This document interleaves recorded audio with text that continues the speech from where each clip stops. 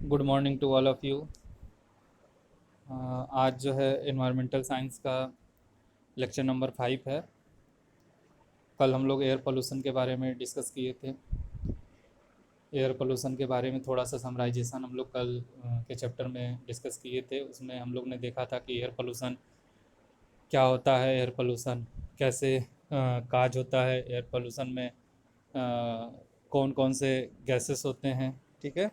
और उसमें हम लोग देखे थे कि भाई वाटर वेपर होता है, पॉलन ग्रेन होता है, डस्ट होता है। ठीक है। और सस्पेंडेड पार्टिकुलेट मैटर होता है, एसपीएम जिसको बोलते हैं। इन सब के बारे में हम लोग ने थोड़ा सा समराइजेशन लिया था और देखा था कि भाई कौन सा जो एयर पोल्यूशन है वो किन किन किन चीज़ों पे इफ़ेक्ट अपना दिखाता है, हार्मफुल इफ़ेक्ट दिखाता है। ठीक है। इसमें हम लोग ने देखा था कि जो है ह्यूमन के ऊपर भी हार्मफुल इफ़ेक्ट है। ठीक है। एनिमल्स के ऊपर भी हार्मफुल इफ़ेक्ट है और वेजिटेशन के ऊपर भी हार्मफुल इफ़ेक्ट है। वेजिटेशन मतलब प्लांट के ऊपर, ठीक है, ट्रीज के ऊपर भी हार्मफुल इफ़ेक्ट है। तो कल के क्लास में हम लोग एयर पोल्यूशन के ऊपर जो है एक छोटा सा समराइजेशन, एक छोटा सा टॉपिक लेकर के उसको डिस्कस किए थे। आज इसको हम लोग आगे बढ़ाते हैं और आज हम लोग एयर पोल्यूशन में देखेंगे इफ़ेक्ट। ठीक है, कि क्या प्रभाव पड़ता है, वायु प्रदूषण का क्या प्रभाव पड़ता है। ठीक है। तो चलिए स्टार्ट करते हैं। एयर पोल्यूशन देख रहे हैं कि एयर पोल्यूशन में यहाँ पे इंडस्ट्रियों से, व्हीकल्स से, ठीक है, चिमनियों से क्या निकल रहा है, धुआं निकल रहा है। और ये धुआं कुछ भी हो सकता है, कोई भी गैसेस हो सकता है। कार्बन मोनोऑक्साइड हो सकता है, कार्बन डाइऑक्साइड होता है, नाइट्रस ऑक्साइड हो सकता है, सल्फर डाइऑक्साइड हो सकता है। ठीक है। बहुत सारे गैसेस हो सकते हैं इनडोर में, जैसे फ्रिज से निकलने वाले सीएफसी हो सकते हैं। ठीक है। कई सारे ये गैसेस हो सकते हैं, क्लोरीन गैस हो सकता है, आर्गन गैस हो सकता है। तो ये सारी गैसेस क्या होते हैं, अगर एक निश्चित अमाउंट में रहे, कंट्रोल अमाउंट में रहे, तब तो ठीक है। और अगर इसी अमाउंट को अगर इसमें बढ़ोतरी हो गया तो वो क्या होगा, एयर पोल्यूशन काज करेगा। ठीक है। कल हम लोग इसके ऊपर डिस्कस किए थे। ठीक है। तो देखिए इस फिगर में दिख रहा है कि भाई देखो एयर पोल्यूशन से क्या हो रहा है, अस्थमा जैसी बीमारी भी होती है। ठीक है। एयर पोल्यूशन से क्या होती है, अस्थमा जैसी बीमारी होता है, उसमें इनहेलर लिया जाता है। ठीक है। और रेस्पिरेटरी सिस्टम को क्या करता है, रेस्पिरेटरी सिस्टम को वो अफेक्ट करता है। उसमें उनको उसको उसमें जो है, जो सांस है उसकी गति जो है उसको धीमी कर देता है। ठीक है। और और क्या हो सकता है, पोल्यूटेंट्स जो होते हैं, एयर पोल्यूटेंट जो होते हैं, वो क्या क्या कर सकते हैं, इरिटेशन इन आइज। आप लोग देखते हैं कि भाई जब आंधी चलता है या फिर ऐसे जगह पे जहाँ पे डस्ट पार्टिकल हवा में होते हैं, तो अगर वो आँख में चला जाता है तो इससे क्या होता है, या फिर इंडस्ट्री के इर्द गिर्द रहने वाले लोग, जो चिमनियों से धुआं निकलता है, तो वहाँ पे जो उनके आसपास रहने वाले लोग होते हैं, वो इस चीज़ को ज़्यादा फेस करते हैं कि उनकी आँख में क्या होता है, जलन होता है, हाँ, इरिटेशन होता है, जलन होता है। थ्रोट, गले में इन्फेक्शन होता है। ठीक है, क्योंकि सांस लेंगे तो जो है कि हवा गले से ही जाएगा लंग्स के पास, तो थ्रोट इन्फेक्शन भी होता है, लंग्स इन्फेक्शन भी होता है। ठीक है। और क्या हो सकता है भाई, इंजरी, लंग्स को इन्फेक्ट कर सकता है, लीवर को भी एयर पोल्यूशन इफेक्ट कर सकता है, किडनी में भी हो सकता है, स्प्लीन में भी हो सकता है, और पूरे पूरे नर्वस सिस्टम को भी ये इफेक्ट कर सकता है। ठीक है। जो हाइड्रोकार्बन होते हैं, मतलब कार्बन के कण जो है, अगर वो हाइड्रोजन से मिल जाए, जल के अणु से मिल जाए, तो हाइड्रोकार्बन होते हैं, और ये वेपर के थ्रू डैमेज करते हैं internal organ and cause cancer. क्या करते हैं, कैंसर जैसी बीमारी भी एयर पोल्यूशन से होती है। ठीक है। तो अभी हम लोग देखें कि जो ये पोल्यूटेंट है कितना ये भयंकर हो सकता है। तो ये हमारा आई भी इन्फेक्ट कर सकता है, लीवर भी इन्फेक्ट कर सकता है, थ्रोट भी इन्फेक्ट कर सकता है, लंग भी, किडनी भी, और इवन यहाँ पे कैंसर जैसी भयानक बीमारी भी एयर पोल्यूशन से हो सकता है। तो एयर पोल्यूशन कितना घातक है। ठीक है। अभी हम लोग डिस्कस करेंगे थोड़ा सा जो भोपाल गैस ट्रेजिडी के बारे में। ठीक है।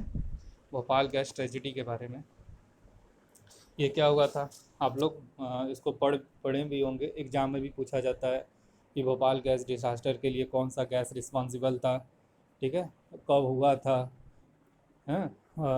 तो इन सब के ऊपर भी क्वेश्चन आता है। तो चलिए देख लेते हैं क्या है भोपाल गैस डिसास्टर। भाई around 1 AM on Monday, Monday के दिन 1 बजे, द 3rd of December, 3 दिसंबर 1984 को, in the city of Bhopal, Bhopal शहर में, सेंट्रल इंडिया, भारत के, भारत में, ठीक है, a poisonous vapour burst from the tall stacks of the Union Carbide pesticide plant.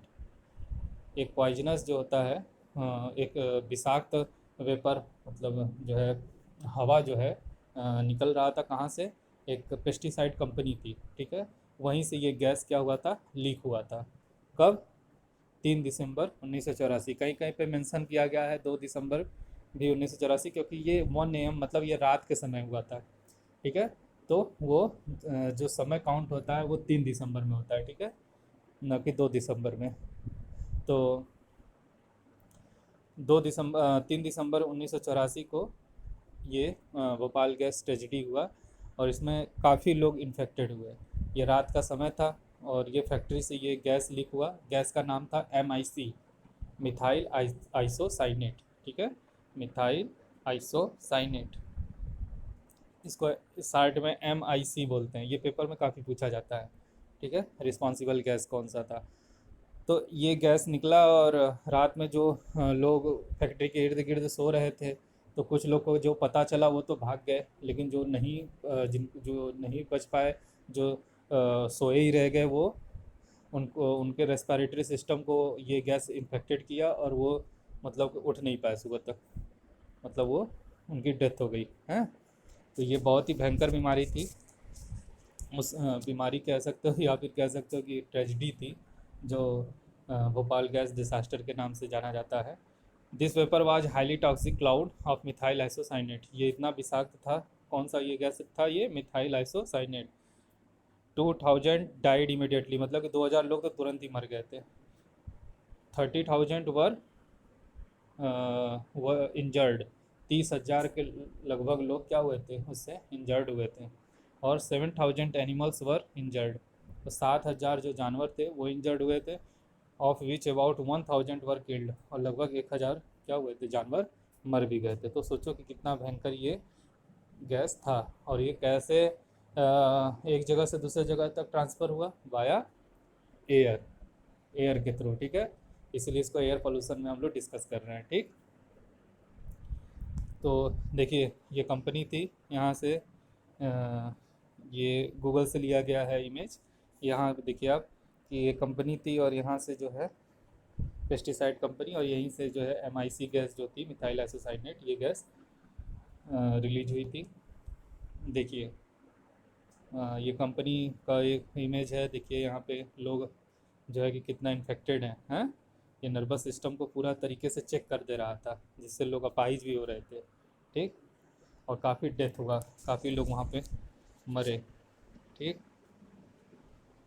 अब नेक्स्ट जो है हम लोग एयर पोल्यूशन में डिस्कस करेंगे एसिड रेन, एसिड रेन के ऊपर, ठीक है। एसिड रेन के ऊपर इसलिए डिस्कस करेंगे क्योंकि जो एसिड रेन का जो रिस्पॉन्सिबल गैस है, सल्फर डाइऑक्साइड और नाइट्रस ऑक्साइड, ये गैस जो है वो कहाँ जाता है, वेप हवा में जाता है, एयर में, और एयर के थ्रू ही क्लाउड बनता है, और क्लाउड में जो है ये H2SO4, HNO3, नाइट्रिक एसिड और सल्फ्यूरिक एसिड बनता है, और उसी से जब वो बारिश होती है तो ये जो है कि एसिड रेन काज करता है, ठीक है। तो चलिए देख लेते हैं, इमेज देखिए आप कि भाई चिमनियाँ हैं, चिमनी से देखो धुआं निकल रहा है, व्हीकल है, उसमें उससे धुआं निकल रहा है, ठीक है। और ये धुआं निकल के कहाँ जा रहा है, क्लाउड में जा रहा है, ठीक। और ये इसमें इस धुएं में क्या है, सल्फर डाइऑक्साइड है, नाइट्रस ऑक्साइड है, ठीक है। और जब ये क्लाउड में जाएगा तो वहाँ पे H2O से मिलेगा, और H2O से मिलेगा तो क्या बनेगा, H2SO4 बनेगा, और HNO3 बनेगा, नाइट्रिक एसिड और सल्फ्यूरिक एसिड। फिर ये क्लाउड जब हाई कंपनसेंट होगा, ज़्यादा से ज़्यादा संघनित होगा, तो उससे क्या होगा, फिर बारिश होगी, ठीक है। और बारिश होने के बाद ये ये H2SO4 HNO3 क्या है, हाई एसिडिक है, बहुत ज़्यादा अम्लीयता होती है इसमें। और जब ये बारिश जहाँ पे भी होगी वहाँ पे क्या होगा, वहाँ का अगर ये पानी में गिर रहा है बारिश तो वहाँ के जो वाटर इकोसिस्टम है उसको ख़राब करेगा, ठीक है। वहाँ का पानी का जो है अम्लता जो है बढ़ जाएगा, ठीक। अगर ये प्लांट्स के ऊपर गिरता है तो प्लांट्स के ऊपर गिरेगा तो फिर प्लांट्स को इन्फेक्ट करेगा, प्लांट्स जो है बर्न हो जाएगा, जल जाएगा, क्योंकि ज़्यादा से ज़्यादा ये हाई एसिडिक होता है, ठीक। अगर ये किसी सरफेस पे गिरता है, ठीक, किसी दीवार पे गिरता है, सरफेस पे गिरता है, तो वहाँ का भी,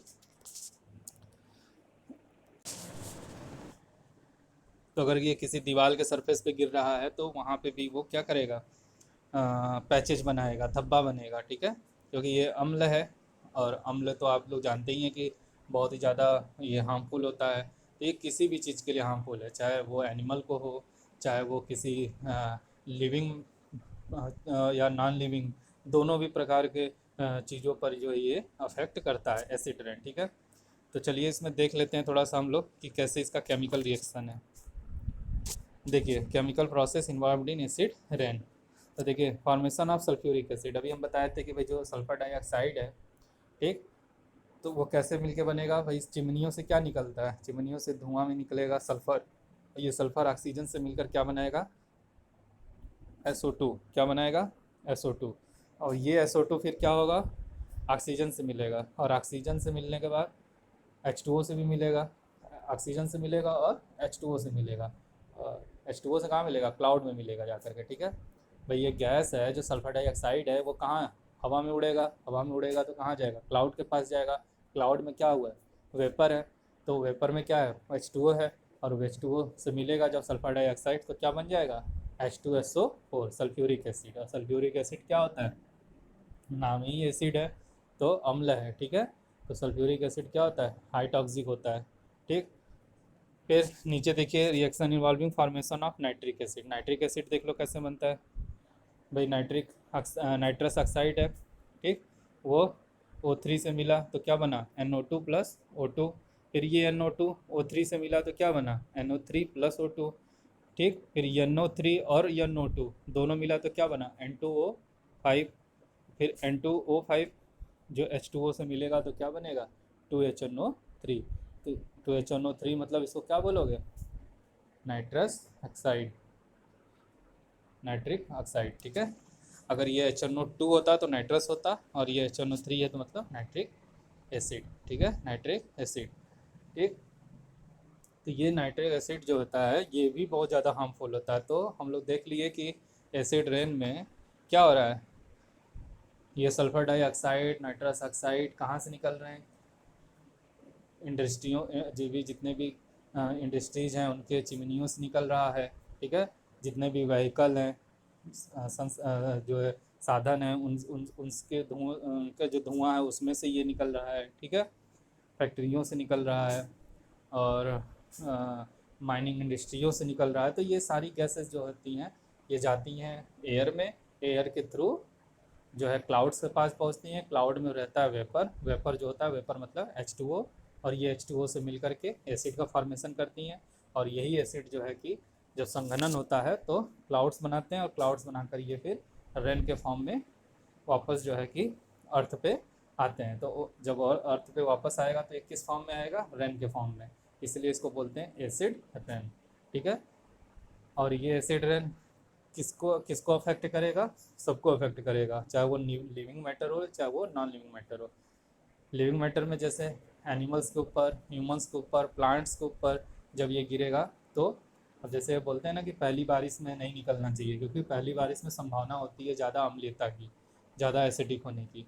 तो उससे क्या होता है, उससे भी जो है कि स्किन रैशेज आ जाते हैं, बहुत सारे प्रॉब्लम हो जाते हैं, ठीक है। तो इसीलिए बोलते हैं कि पहली बारिश में बाहर नहीं निकलना चाहिए या फिर भीगना नहीं चाहिए, ठीक। तो ये एसिड रेन होता है। और एसिड रेन जो होता है कि प्लांट के ऊपर भी जाएगा तो उससे भी प्लांट भी बर्न हो जाएगा, ठीक। और अगर ये पॉन्ड में जा रहा है, नदी में, तालाब में जा रहा है, तो ये वाटर इकोसिस्टम को भी हार्मफुल इफेक्ट दिखाएगा। भाई वहाँ पे जाएगा तो फिर पानी का जो भी पीएच होगा उस पीएच को क्या करेगा, वो डिस्टर्ब करेगा। तो जो वाटर में रहने वाले जो भी लिविंग ऑर्गेनिज्म हैं वो क्या होंगे, वो भी अफेक्ट होंगे, उनकी भी जो है कि जो लिविंग उनका जो लिविंग एटमॉस्फेयर है वो भी अफेक्ट होगा। ठीक है, तो आपको ये समझ में आई थिंक आया होगा कि क्या है एसिड रेन। एसिड रेन का बहुत ज़्यादा इम्पैक्ट हमको देखने को मिलता है वहाँ ताजमहल में। ठीक है, ताजमहल को लोग अब बता रहे हैं ना कि इससे क्या हो रहा है कि एसिड रेन से जो सफ़ेद संगमरमर का बना हुआ ताजमहल है वो कुछ जगह पे उसका दीवार जो है वो क्या हो रहा है, पीला हो रहा है। ठीक है, येलो कलर का हो रहा है। क्यों? क्योंकि ये एसिड रेन के कारण। इसीलिए ताजमहल के जो इर्द गिर्द कई इंडस्ट्रियाँ हैं उनको बंद कराया गया है, ताकि वहाँ के जो इर्द गिर्द रहने वाले जितने भी इंडस्ट्रियों से निकलने वाले जो धुएँ हैं वो धुआं जो है कंट्रोल हो सके, ताकि एसिड रेन का फार्मेशन कम हो और ये जो है कि धरोहर जो है हम लोग का बच सके। ठीक है, तो एयर पोल्यूशन के बारे में हम लोग देखें। ठीक है, एयर पोल्यूशन का अफेक्ट, एयर पोल्यूशन का अफेक्ट में हमने दो चीज़ों के ऊपर डिस्कस किया था। क्या? पहला तो भोपाल गैस ट्रेजिडी के ऊपर, भोपाल गैस डिसास्टर के ऊपर, और दूसरा एसिड रेन के ऊपर। और ये दोनों हम लोग एक छोटा सा एग्जांपल लिए हैं और ये दोनों हार्मफुल हैं। किसके लिए? ह्यूमंस के लिए, एनिमल्स के लिए, वेजिटेशन के लिए, और भी लिविंग और नॉन लिविंग सबके लिए। ठीक है, तो आई थिंक ये आपको क्लास समझ में आया होगा एयर पोल्यूशन का, एसिड रेन और भोपाल गैस डिसास्टर। इससे क्वेश्चन आते हैं पेपर में। ठीक है, और भी हम लोग अभी एयर पोल्यूशन ये फिनिश नहीं हुआ है, अभी दो तीन टॉपिक हम लोग देखते हैं कि क्या होता है कि जो फिल्ट्रेशन लगाते हैं हम लोग चिमनियों में और इंडस्ट्रीज़ में लगाते हैं फिल्ट्रेशन। फिल्ट्रेशन को मतलब कि जैसे जो बहुत ज़्यादा हार्मफुल गैसेस हैं चिमनी से निकल रहा है, तो ये चिमनी से निकले या फिर जो भी धुआं निकल रहा है या फिर गाड़ी से या व्हीकल से निकल रहा है, तो इसको पहले फ़िल्ट्रेशन किया जाए। फ़िल्ट्रेशन का तरीका भी स्क्रबर के थ्रू और भी बहुत सारे तरीके हैं, उनके थ्रू जो है कि उसको फ़िल्टर किया जाए और उस फिल्ट्रेशन से जो है कि फ़िल्टर होके एयर बाहर आए, ताकि ज़्यादा से ज़्यादा जो इन्फेक्टेड एयर हो वो शुद्ध रूप में बाहर गैस इमिशन हो। ठीक है, तो अभी हम लोग एयर पोल्यूशन के बारे में एक दो क्लास और लेंगे, तब ये फिनिश होगा। ठीक है, तो आई थिंक हम आप लोगों को ये जो है मेरा प्रयास आप तक पहुंचा होगा। और एयर पोल्यूशन काफ़ी इंटरेस्टिंग चैप्टर है, और ऐसे पोल्यूशन का पूरा ही चैप्टर ही काफ़ी इंटरेस्टिंग है। तो इंटरेस्टिंग है तो इसका मतलब ये नहीं कि ये बहुत ही अच्छा काम है, इसको हमें समझना है कि क्या है और फिर इसे रोकना भी है। ठीक है, कम से कम जो है कि हम लोग व्हीकल का इस्तेमाल करें, ज़्यादा से ज़्यादा पैदल चले। ठीक है, साइकिल का चले, और जो है व्हीकल का इस्तेमाल धुएँ जो भी इमिशन करने वाले हो संसाधन है उनका प्रयोग कम से कम करें। ठीक है, तब जाके एयर पोल्यूशन कंट्रोल होगा। ठीक है, और आई थिंक आपको ये क्लास काफ़ी अच्छा लगा होगा, और नेक्स्ट क्लास में हम लोग मिलते हैं। नेक्स्ट जो है टॉपिक रहेगा वो हम बताएंगे आपको। ठीक है, थैंक यू।